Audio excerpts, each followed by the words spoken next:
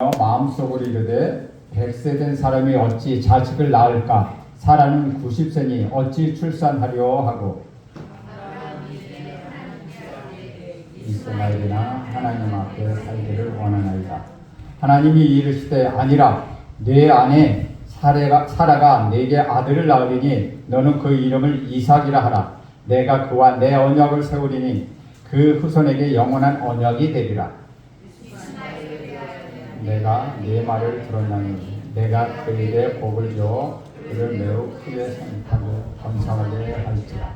그가 12주령을 낳으니 그가 그를 큰 나라가 되게 하려니와 내 언약은 내가 내년 이 시기에 사라가 네게 낳을 이삭과 세우리라. 마치시고 그를 떠나 올라가셨더라. 이에 아브라함이 하나님이 자기에게 말씀하신 대로 이날에 그 아들 이스마엘과 집에서 태어난 모든 자와 돈으로 산 모든 자 곧 아브라함의 집 사람 중 모든 남자를 데려다가 그 표피를 베었으니 그 표피를 베은 때는 99세였고 그의 아들 이스마엘이 그의 표피를 벤 때는 13세였더라.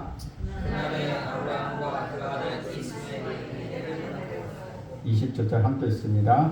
그 집의 모든 남자 곧 집에서 태어난 자와 돈으로 이방 사람에게서 사온 자가 다 그와 함께 할례를 받았더라. 아멘. 이것은 주님의 말씀입니다.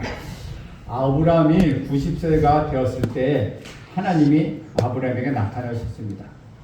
그때가 되기까지 13년 동안 그때부터 13년 동안 그의 마음은 좌절과 절망과 체념을 경험했습니다. 그러나 하나님은 아브라함을 잊지 않으시고 찾아오셔서 이렇게 깨워주셨습니다. 나는 전능하신 하나님이라. 너는 내 앞에서 완전하라. 내가 나의 언약을 나와 너 사이에 세워 너를 심히 번성하게 할 것이다. 라고 말씀하십니다. 하나님은 잠자고 있던 여러분의 믿음을 일깨우시길 원합니다. 여러분은 포기할지라도 하나님은 포기하지 않으시고 여러분은 변할지라도 하나님은 절대 변하지 않으십니다. 실로 긴 세월이 흘렀습니다. 아브라함이 갈대 우레를 떠난 지 24년이 지났다는 것입니다. 하나님은 이때 그 이름을 바꾸어 주십니다. 내 이름을 아브라함이라. 내 이름은 아브라함이다. 너는 한 개인의 아버지가 아니라 모든 열국의 아버지가 될 것이다. 열국의 아버지가 된다는 말은 결국은 믿음의 조상이 된다는 말이었습니다. 아브라함은 엎드려 하나님의 말씀을 계속 듣고 있었습니다. 11절 함께 보겠습니다. 17절 함께 읽습니다. 시작. 아브라함이 엎드려 웃으며 마음속으로 이르되 100세 된 사람이 어찌 자식을 낳을까? 사라는 90세니 어찌 출산하려 하고. 사람은 누구든지 속으로 생각하는 바가 있습니다. 그러나 입으로 표현하는 말은 장소와 대상에 따라서 과장될 수도 있고 또 왜곡될 수도 있습니다. 어린아이들은 속에 있는 생각을 그대로 표현합니다. 그러나 어린은 속마음과 겉으로 표현하는 말이 다르다는 것이죠. 나이가 들고 세상을 경험하다 보면 자기 속에 없는 것을 말하는 그런 법도 배우게 됩니다. 속으로 말하는 것이 진실입니다. 아브라함은 엎드려 속으로 이런 말을 하고 있죠. 아니 지금 내 나이가 100세가 되었는데 어떻게 자식을 낳으면 내 부인 사례는 나이가 90세인데 어떻게 그 몸을 가지고 생산한단 말인가. 속으로 그렇게 말을 하고 있었다는 것입니다. 하나님께서는 끊임없이 내 부인 사라에게서 약속의 자녀가 태어날 것이다. 그렇게 말씀했음에도 불구하고 아브라함은 엎드려 하나님의 말씀을 들으면서도 속으로 하나님 이건 말도 안 되는 이야기입니다. 누가 봐도 웃을 수 있는 이야기입니다. 라고 생각하고 있었다는 것이죠.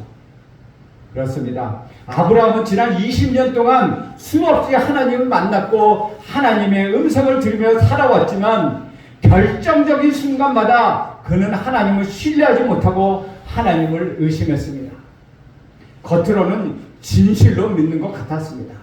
누가 봐도 그 사람의 믿음은 그 사람 정말 믿음의 사람이야 라고 할 것처럼 보였지만 17절 말씀을 보면 24년이 지난 이 시간에도 그의 고백은 하나님 믿지 못하겠습니다 라는 말이었습니다. 우리는 여기서 아브라함의 믿음이 가짜였다는 것을 알게 된다는 것이죠. 교회에 오래 다니고 목사나 장로나 권사가 되어도 여러분의 신앙은 가짜일 수가 있다는 것입니다. 여러분이 진짜처럼 착각하며 살아갈 수 있다는 것이죠. 아브라함의 믿음은 하나님의 주시는 말씀을 믿는 믿음이 아니라 극히 인간적이고 극히 세속적이며 환경을 더 믿는 믿음이었다는 사실이 이 17절 말씀에서 드러나고 있다는 것이죠. 참된 믿음은 결국 인간적인 생각이나 환경에 의해서 만들어지는 것은 아니라는 것입니다. 진정한 믿음, 참된 믿음은 인간이 만드는 것이 아니라는 것이죠. 인간의 지식이나 경험에 의하여 얻어진 확신도 아닙니다. 그러나 많은 사람들은 믿음을 그렇게 이해하고 있다는 것이죠. 나이가 들면 성숙해지지만 성숙해진다고 믿음이 생기는 것은 아니라는 것입니다. 지혜가 많고 인생을 노련하게 사는 사람이 있지만 그 지혜나 노련한 경험이 믿음은 아니라는 것이죠. 하나님께서 우리에게 주시고자 하는 믿음은 인간 안에는 존재하지 않습니다. 그것은 절대 은혜로만 얻을 수 있는 것입니다. 하나님만이 주실 수 있는 전혀 질이 다르고 독특한 하나님의 은혜입니다. 이것이 바로 믿음이라는 것이죠. 그래서 하나님 우리에게 믿음의 은사를 주십시오. 은사 9가지 은사 중에서도 믿음의 은사가 있다는 것입니다. 아브라함에게는 하나님께서는 아브라함에게 인간적인 성숙함과 경험에서 나오는 믿음을 원하셨던 것은 결코 아니었습니다. 오히려 그의 믿음이 다 무너지기를 기다렸습니다. 그 기간이 24년이었습니다. 사람은 끊임없이 자기를 신뢰합니다. 자기 생각과 자기 스타일대로 자기 경험대로 하나님을 믿습니다. 그러나 하나님은 그런 것들이 다 사라지기를 원하셨습니다. 그래서 히브리서 11장 6절에 이렇게 말씀하고 있습니다. 믿음이 없이는 기쁘시게 못하나니 하나님께 나아가는 자는 반드시 그가 계신 것과 또한 그가 자기를 찾는 자에게 상 주시는 이심을 믿어야 할지니라 라고 말씀하고 있다는 것이죠. 인간에 의하여 조작된 믿음, 인간에 의하여 경험되고 훈련된 믿음은 하나님을 기쁘시게 할 수 없다는 것입니다. 겉으로 보기에는 그럴듯하지만 기적을 일으킬 수 없습니다. 하나님부터가 아니라 인간에서 나오는 믿음이기 때문이라는 것이죠. 그럼에도 불구하고 우리는 내가 이해할 수 있는 믿음, 내가 경험할 수 있는 믿음, 내가 생각할 수 있는 믿음을 끝까지 붙들고 하나님께 나갑니다. 나는 믿음이 있습니다. 나는 믿음으로 행했습니다. 라고 말을 합니다. 그러나 그것은 아무런 기적도 일으킬 수 없는 인간적인 믿음에 불과하다는 것입니다. 아브라함은 이런 인간적인 믿음을 가지고 25년이나 가지고 살아왔습니다. 마지막 순간까지도 자기 자신의 믿음을 포기하지 않았습니다. 자신의 판단과 자신의 경험과 자신의 생각을 포기하지 않았습니다. 그래서 그는 속으로 웃고 있는 것입니다. 세속적이고 인간적인 믿음은 어떤 것일까요? 그것은 자기 신념에 불과합니다. 대부분의 사람들은 적극적이고 긍정적인 사고방식을 믿음이라고 생각합니다.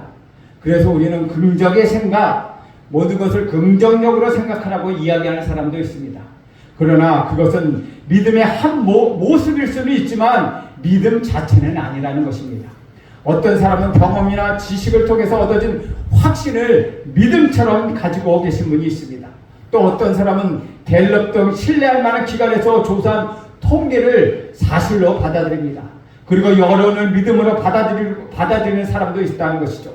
많은 사람들이 그렇게 생각하기 때문에 그런 것을 옳은 것이라고 생각합니다. 그러나 이것은 하나님께서 원하시는 믿음은 결코 아닙니다. 이러한 통계나 지식이나 과학에 근거한 믿음은 결국은 좌절과 절망과 실패를 경험하게 합니다. 하나님 인간적인 믿음일수록 그럴듯해 보이집니다. 왜냐하면 너무나도 인간적인 것이기 때문에 우리 마음과 잘 맞다는 것입니다. 합리적인 믿음일수록 설득력이 있습니다. 이해하기 쉽기 때문입니다. 그러나 그러한 믿음은 날이 가면 갈수록 미궁에 빠지고 만다는 것입니다. 그래서 지금 아브라함도 미궁 속에 빠져 있습니다.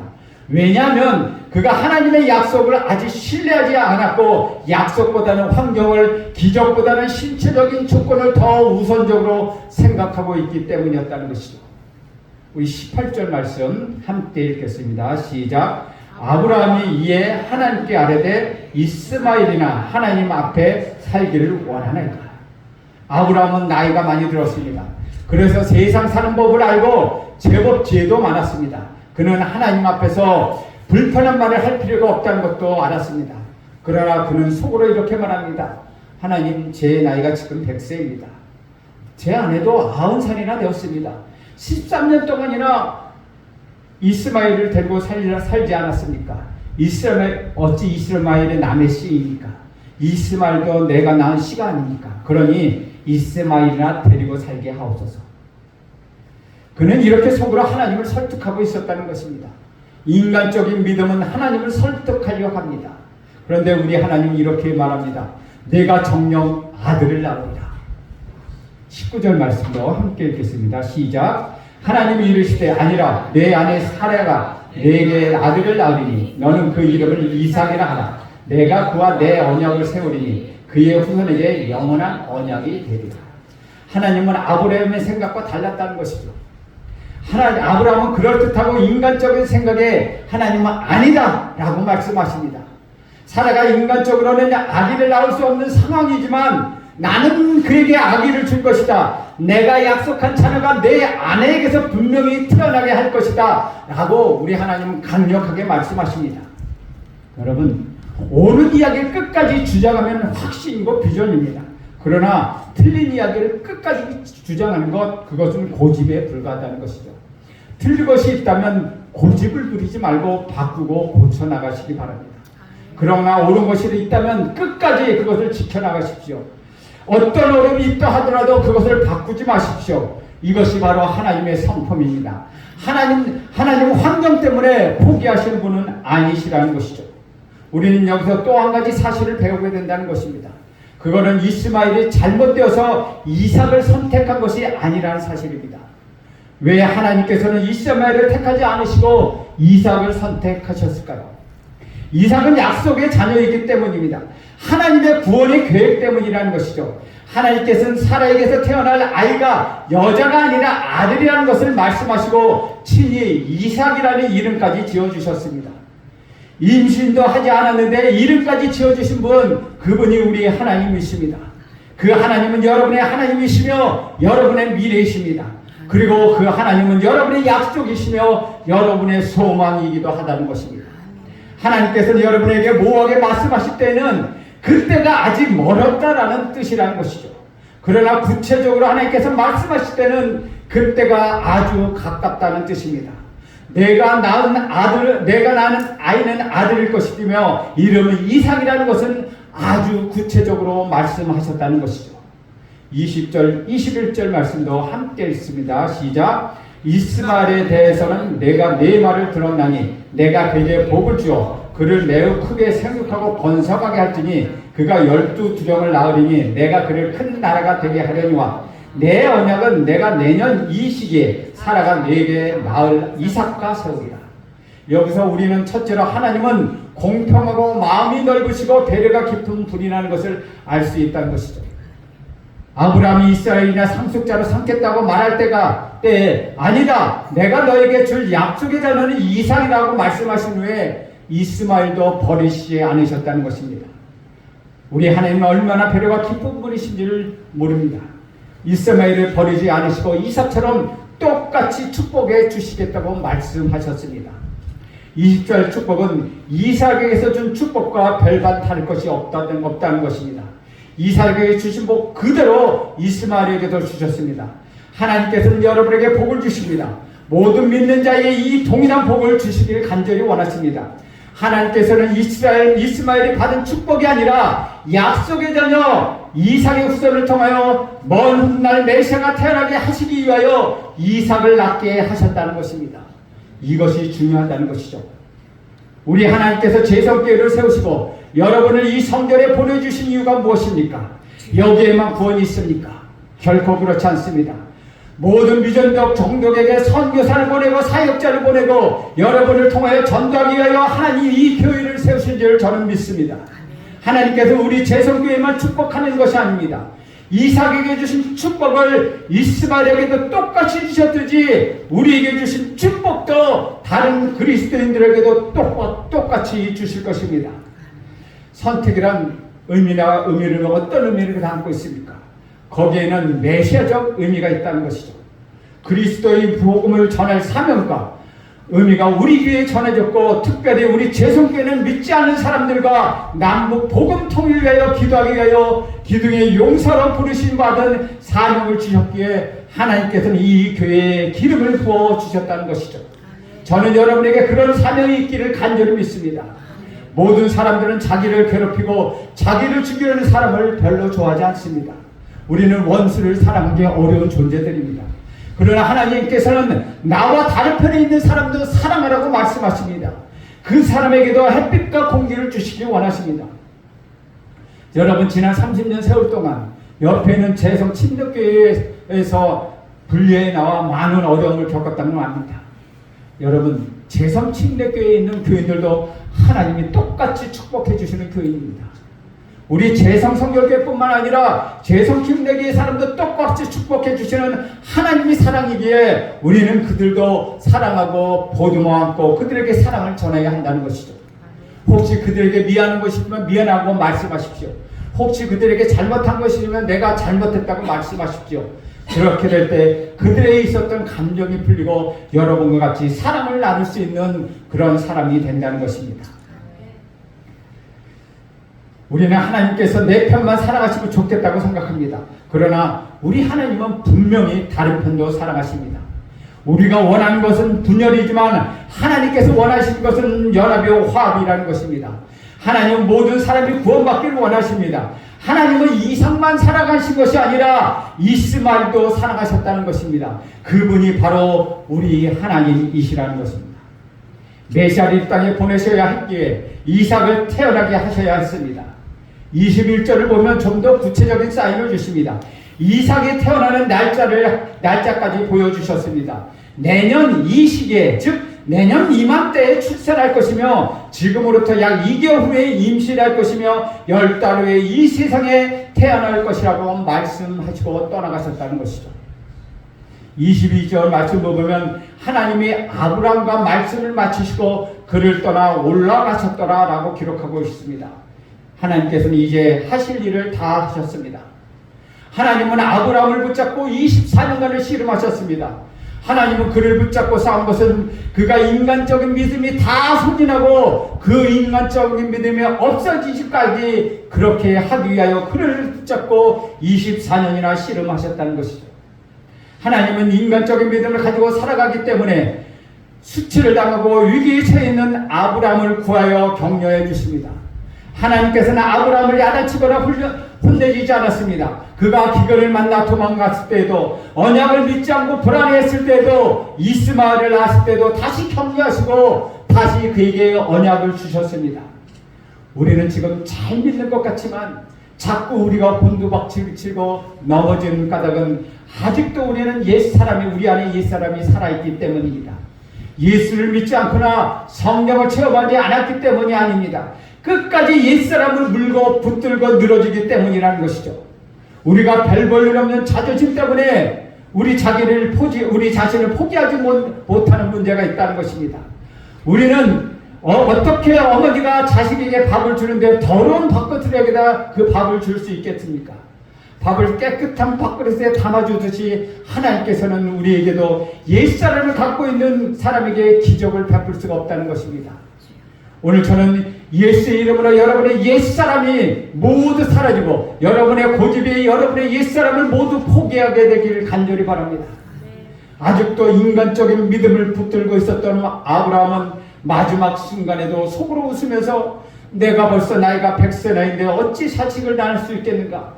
내 아내도 90세인데 어떻게 아이를 낳을 수 있을까가 생각했다는 것이죠. 인간적인 믿음이 발전되어 하나님을 믿지 못하게 되었습니다. 오히려 인간적인 믿음을 포기하고 죽을 때 하나님께서는 우리에게 새로운 믿음을 주시고 그것을 붙들고 있는 사람에게는 기적을 베풀어 주신다는 것입니다.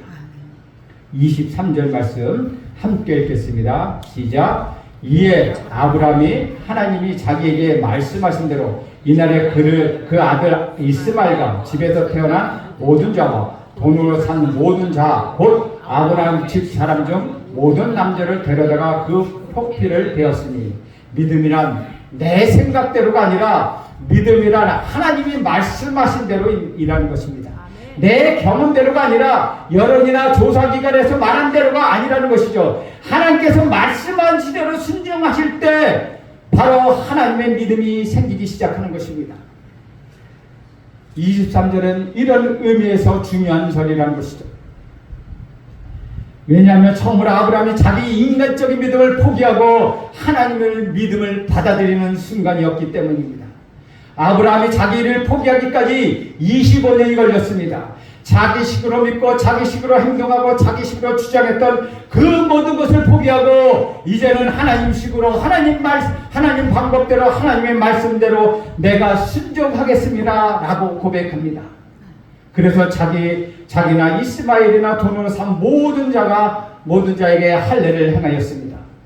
여러분, 믿음은 결단입니다. 몇 가지 시험해보고 비교적 제일 좋은 것을 선택하는 것이 믿음이 아니라는 것이죠. 믿음은 모험입니다. 전부를 얻든지 아니면 전부를 잃어버리는 것, 그것이 믿음이라는 것이죠. 믿음은 자포자기입니다. 하지 않고 믿음을 가질 수 없습니다. 결단 없이 믿음을 가질 수 없습니다. 그래서 믿음을 갖기 직전에는 얼마나 무섭고 얼마나 두려운지 모른다는 것이죠. 한 번의 결단이 모든 것을 결정하기 때문입니다. 하나님에 대해서 이런 결단하는 것, 그것이 바로 믿음이라는 것이죠. 23절은 아브라함에게서도 아주 중요한 결단이었습니다. 22절까지 아브라함은 하나님의 말씀을 의심하고 하나님의 말씀을 계산했지만은 이제는 모든 인간적인 믿음과 결별을 선언했습니다. 하나님의 말씀대로 살기로 결정했습니다. 저는 오늘 여러분 마음속에 지금까지 있었던 인간적인 모든 믿음과 결별하고 하나님이 주시는 새 마음, 하나님이 주시는 거룩한 마음, 성령의 믿음, 보혈의 믿음을 갖기를 간절히 소원합니다. 하나님의 믿음을 가진 사람들은 복잡하게 살지 않습니다. 그러나 인간적인 믿음을 가진 사람은 자꾸 이것저것 따지기 시작합니다. 인간적인 세상 생각이 지배할 때에는 이리뒤적이고 저리뒤적이고 여러 가지 생각을 합니다. 그러나 하나님 말씀에 기초한 사람들은 단순하게 이 세상을 살아갑니다. 왜냐하면 오직 하나님 한 분만 생각하기 때문이라는 것입니다. 24절, 25절도 함께 있습니다. 시작. 아브라함이 그 표피를 댄 때는 99세였고 그의 아들 이스마엘이 그의 표피를 댄 때는 13세였다. 흥미로운 사실은 약속의 자녀인 이삭이 태어나기 전에 이 모든 일이 끝났다는 것입니다. 이삭이 태어나기 전에 믿음으로 할례를 행함으로 인간적인 믿음이 아니라 하나님을 믿음을 가진 그런 사람으로 아브라함은 거듭나기 시작했기 때문이라는 것이죠. 그렇게 되어야 약속의 자녀가 믿음에 기초하여 살아갈 수 있기 때문에 이 일이 먼저 일어났다는 것이죠. 여러분의 인간적인 믿음이 종식되어야 축복의 믿음이 시작되는 것입니다. 여러분이 갖고 있는 모든 인간적인 믿음이 종식되기를 주님의 이름으로 축원드립니다. 26절, 27절도 함께 있습니다. 시작. 그날에 아브라함과 그 아들 이스마엘의 할례를 받았고 그 집의 모든 남자 곧 집에서 태어난 자와 돈으로 이방 사람에게 사온 자가 다 그와 함께 할례를 받았더라. 이제 아브라함은 손에 쥐고 있는 모든 것을 내려놓고 하나님의 말씀하신 대로 할례를 행하였습니다. 이제부터 아브라함의 삶에는 하나님이 움직이기 시작합니다. 아브라함이 자신이 생각하고 경험하고 자신의 생각대로 움직이는 것이 아니라 아브라함의 삶을 하나님이 움직여 가기 시작한다는 것입니다. 여러분이 만약 인간적인 믿음을 계속해서 가지고 있다면 여러분 본인이 여러분을 움직여야 한다는 것입니다. 그러나 만약 하나님이 주시는 믿음을 가지고 있다면, 보혈의 믿음, 참된 믿음을 가지고 있다면 하나님께서 여러분을 움직이기 시작하신다는 것입니다. 하나님이 주시는 새 믿음, 거룩한 믿음, 성령 충만한 믿음을 기초하여 여러분 믿음 생활을 다시 시작하게 될 것입니다. 믿음은 기적을 일으킬 것입니다. 그 믿음이 여러분 안에 기적을 일으킬 것입니다. 왜냐하면 그것은 내가 만든 믿음이 아니라 하나님이 움직여 가시는 믿음이기 때문이라는 것입니다. 여러분 어떤 믿음에 기초하여 여기까지 인간적인 생각에 기초한 믿음으로 여기까지 왔다면 오늘 과감히 그것을 내어버리십시오. 그리고 다시 태어나십시오. 아브라함의 부족함 연약함에도 불구하고 그를 붙들었던 하나님의 끈질긴 사랑이 오늘 이 재성교회를 붙들고 여러분 모두를 붙드실 것입니다. 안 된다는 부정적인 사고를 버리십시오. 가진 것도 별로 없는데 하면서 환경을 탓하지 마십시오. 문제점이나 한계점을 바라보지 마시고 아브라함이 붙들었던 엘샤다이 하나님, 전능하신 하나님을 붙드십시오. 하나님 말씀이 토대 위에 서서 가겠다고 굳게 다짐하십시오. 그러면 여러분은 여러분의 역사에서의 전환점을 맞이하게 될 것입니다. 이제 여러분은 가짜 믿음은 사라졌습니다. 이제 여러분에게 불순종은 사라졌습니다. 여러분에게 근심과 걱정과 모든 것은 사라지고 불신은 떠나가고 두려움도 사라졌습니다. 여러분 안에 하나님 주실 새 믿음, 거룩한 믿음, 성령의 믿음, 보혈의 믿음이 이제 여러분 안에 있습니다. 이제 여러분의 진짜 믿음 안에서 승리하게 하실 것입니다. 하나님의 말씀대로 여러분 순종하며 살아가게 될 것입니다. 새 일을 행하시는 주님이 여러분과 함께 행하실 것입니다. 하나님이 역사하신 미래, 그 미래의 주인공은 여러분이 될 것입니다. 이제 여러분은 가짜 믿음은 사라졌으니 진짜 믿음을 가지고 하나님 앞에 엎드려 하나님, 나는 하나님만 바라보고 납니다 하는 단순한 삶을 고백하시기 바랍니다. 그럴 때 기적이 여러분에게 일어날 것입니다. 기도하겠습니다. 하나님 아버지, 내가 이끌었던 믿음이 아니라 하나님이 주시는 새 믿음을 갖게 하옵소서. 새롭게 신앙생활을 하게 하옵소서. 예수님의 이름으로 기도합니다. 아멘.